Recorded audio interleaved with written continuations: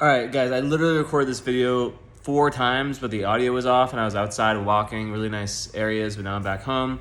So basically, I'm gonna keep it very concise. So part 1, I was reading a lot today and yesterday about astrology and the theory that if you have multiple marriages, and the first marriage is the 7th house, second is the 9th house, third is the 11th house.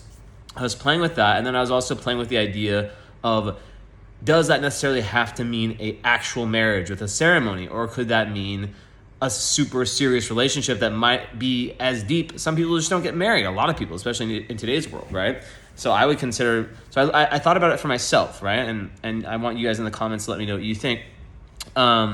First, so like with my chart, and 7th house is Aquarius. First girlfriend, she was 1 degree away from being sun, moon, rising, all in Aquarius. And I think she had Venus there too, I'm pretty sure. Or no, she had Venus in Pisces. I don't remember. But the whole point is that super Aquarian woman. Where's the ruler? Uranus is the ruler in the 5th conjunct Neptune. That was our relationship. Substances, Neptune, deception. It was just the most hectic, toxic, crazy, breaking up, getting back together, crisis here, crisis there, like just that whole thing, insane. So very, very, very true if that was the first one. 9th house for me is Aries. My ex, I'm not going to go talk about her. It's very positive. Everything about her amazing. And she's an Aries moon. 9th house. Now, the ruler of Aries, Mars, for me is in Aquarius, 6th house conjunct Venus, which speaks to the nature of our relationship. Very true. That there'd be a Venusian element, a Mars and Venusian kind of push and pull, and that it would add a lot of groundedness and organization amongst things. Yeah, and it was very karmic, right? 6th house, 12th house, very karmic. Makes sense. So obviously, I don't know if like what's happening with me. I'm not gonna say what's gonna happen. As far as I'm not gonna give anything away here. I don't know, but like I have 11th house, Cancer, Jupiter, right on the Cancer. I think it's 0 degrees, the cusp, and I think my Jupiter's at 1 degree. So we'll see. So that was part 1. Part 2, I was kind of rambling. I had like a lot of things I talked about. But now this is the condensed version. The part 2 was like I was basically talking about someone saying that in order to be, I was reading some astrology article that was like, in order to be a good astrologer, you have to be very good at making predictions. And that goes completely against my whole idea, my whole thesis, because I feel like there's so much ego and there's such few people in the world alive today that can actually make predictions, like true, like just on point predictions. And it's literally like what people who don't believe in astrology and spirituality say, like, okay, well, if it was real, then they would just win the lottery, and it's fucking true. Or you would get at least better, super, super good at sports betting. That's because, in my opinion, you are not, God does not want us, there's a lot of things that we're not supposed to know. To me, it's very ego-driven to want to know everything, and it comes from a place of fear. Like, I think it's interesting, and maybe one day I will be super into predictions if I, like in a certain way, but will I abuse them and use them for profit? And if it really, with my 2nd house ruled by my Mercury in Pisces in the 8th house, I have a lot, like, I guess, like, for me, I have a lot of spiritual ethics around money. Regardless, I don't think that'd be like a bad thing, like if I got really into sports betting, but like for me, there's more important things. Like, it's like I was saying, like, what would you rather have? An astrologer who can tell you, like, oh, your second husband will have be a writer and have a lot of money, or someone who can say, okay, so you have a past life tendency of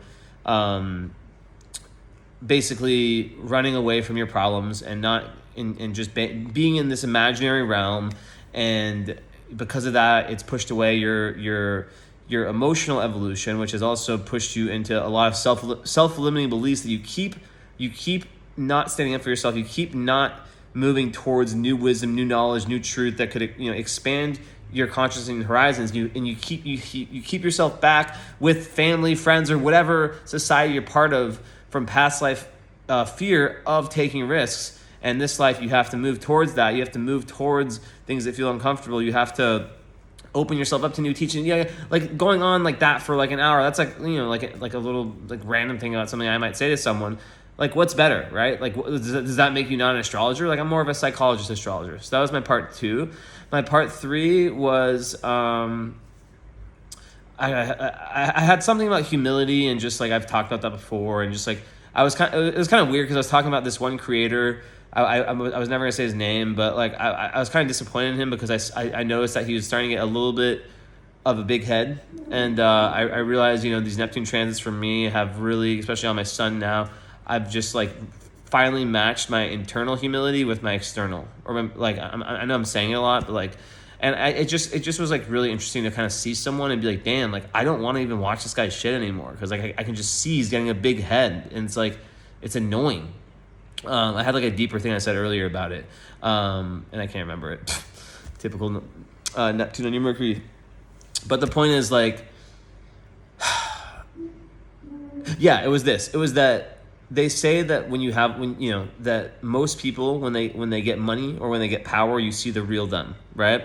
And for me, I've been there. I've simulated that. I've been there, and I've simulated it happening again, and I know nothing changes in me. Like, yeah, like at the time when that happened for me, if you read my book, you can learn a little bit. Pisces Live 9 Lives on Amazon, anywhere in the world. I definitely was in a crazy phase of my life, but it didn't change me and make me think I was like better than people and stuff like that. But you know, you like sometimes like I just got a bad taste in my mouth seeing this person who I'm like, damn, if this guy gets like really famous or gets a lot of money, like he's just gonna be a piece of shit. Like, screw that. Like be like the humble version that was you, that people loved and all that, you know, and very talented person. But then like after I said that, I literally clicked on Instagram, and the same guy made an amazing video that was super like against my thesis. So I was like, okay, well shit. Well, and then this video wasn't loading. I was like, okay, well I guess this wasn't about him, but maybe something that I've seen in general that I still want to say. Part 4, last part. I was walking at the park. God, I wish I had like where I was walking for all these. Because each video was like in a different part of the city or around like kind of where I live in Recoleta. But yeah, I was basically talking about like, you know, why do I live in countries like Argentina, Romania, and I have like a million reasons. I mean, Argentina, like you know, I still haven't even started living here in my opinion. Like I've been with the Neptune transits the whole time I've been here. When that ends, you know, I'm gonna start doing things like renting cars, going to Patagonia, going to different provinces, the seaside, exploring the whole country, right? And like, you know, as I'm still learning the language, for me, like whatever this whole Argentina thing is about, like I've thought about, like I do miss Romania. I definitely, like, I'm not going to go into like, you know, why, but you could probably imagine that there's someone that I miss there. But at the same time, it's this very conflicting thing between that, right? But then also feeling like my adventure here hasn't even started yet, and that it would just feel so wrong to leave, or to at least to move back, you know, regardless of anything. And it's not something like, oh, here, like there's like some woman here that I'm gonna meet. It's not that. It's just an intuitive feeling that like it still feels like I'm in the right place, even when there's not these like firework magical things happening all the time. Like, you know, like it's just this feeling like being in Romania. I'm sure I'll move back one day. Actually, I'm not sure about shit, but like right now, yeah. So I was talking in that video about like just the evil that exists in the West, and how I really genuinely feel like the Western countries right now are what the third world countries used to be. When I go to country, you know, whether it's the UK, the US, France, you can name any country, I've been there. And I am French, and I'm half French, half American. So it's like, you know, France has gone to shit. US has obviously gone to shit. UK, I lived there before too. So these countries that, you know, like I was saying that Romania, Argentina, they're still together, you know, like the populace, the people, like there's still that sense of like Argentina, there's still that sense of Romania. I don't feel like that exists in US or in France. France is diminishing, and it's not about like saying why it is or what it is. It's like, you know, in Romania, for example, women can walk freely at night. Even if, you know, beautiful women, like, where it would be shocking, because like in Western countries you'd be like, you know, like what the heck. And even someone posted a video the other day of like being shocked that you can walk around with your cell phone out in Argentina. Now you can't do that in Colombia. I learned that the hard way. But with a freaking guy on his motorcycle snatched it. And I wanted to literally murder him because it was the day that Mars and Pluto were like squaring or something. I was a crazy full moon and I had like the most insane transit. I'm so happy I didn't catch him because I'd be in jail in Colombia. Maybe, I don't know. But yeah, I just think that like, you know, it's not that hard to learn a language, and maybe that's why I learned French and English when I was a kid, or I don't know, maybe just go to language. I don't know, it's not here to show off about that. The point is that anyone can do it, and being in another culture is the most exciting thing for me. And I think that people sometimes judge countries by like how much money they have, your ease at getting technology, or being able to order Amazon. Like who? Like okay, that's cool, great, but who gives a shit? I care about spirit. I care about energy. I care about how these countries would have been before capitalism, you know, or if capitalism didn't exist. Now, of course, it does, but for me, it's the spirit and the zodiacal energy of the country. You know, for me, this is a Sagittarius Cancer country, more Sagittarius. It's a Sagittarian country. I'm not talking about the birth chart. I'm talking about the genetic, like intuitive, like deeper than the birth chart. If it's one sign that rules the country, Argentina is Sag. It's the most passionate, extreme country. That's what Sag is. Jupiter. It's ruled by, it's like El Gaucho is like a symbol of Argentina, the man on the horse, Sagittarius. Romania, for me, it's Pisces or Aquarius. It's literally fist. It's shaped like a fish, literally, right? And it's like the most Catholic country in the world.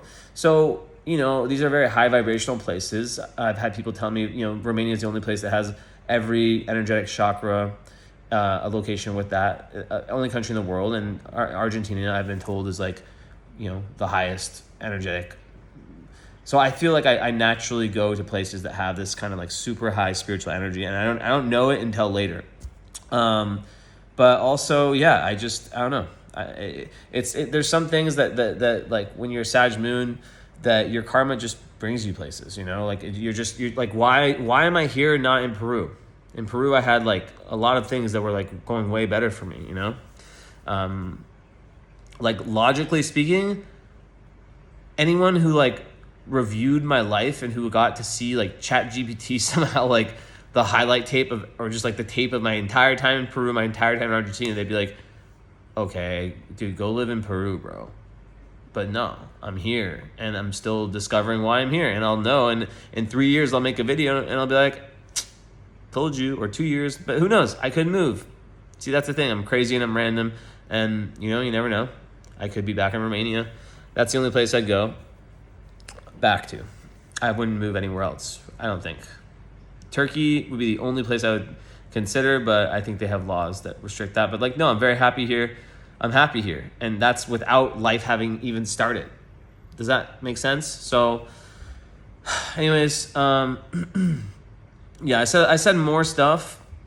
I really was going hard about like, you know, I even like brought up Candace Owens. She like did the video that I haven't finished yet about like Macron, like the French president, and like how he's like, I don't even know like I didn't finish it, but if you guys haven't seen that investigation is pretty crazy, pretty Pluto and Aquarius to be able to like not get murdered and do an investigation like that about a French president and his wife, right? Insane. But I still need to finish it. But yeah, it's not looking good for that guy. But I could always intuitively tell, like looking at it, I was like, this guy, something's really off with this guy. And I'm not just saying that like that person that always, I don't say that about that many people, but I never liked him. I always just was like, this guy has this like there's this thing in France, like Parisians, some of them, I like Paris, but like they can just be really, I'm not trying to talk shit, but like, you know, they have a bad rep, let's just say, in a lot of France for being kind of arrogant and stuck up. And I think I have a lot of friends in Paris. I don't want to watch my words, but and I personally am a big fan of Paris Saint-Germain, and like I do like Paris, but a lot of people don't.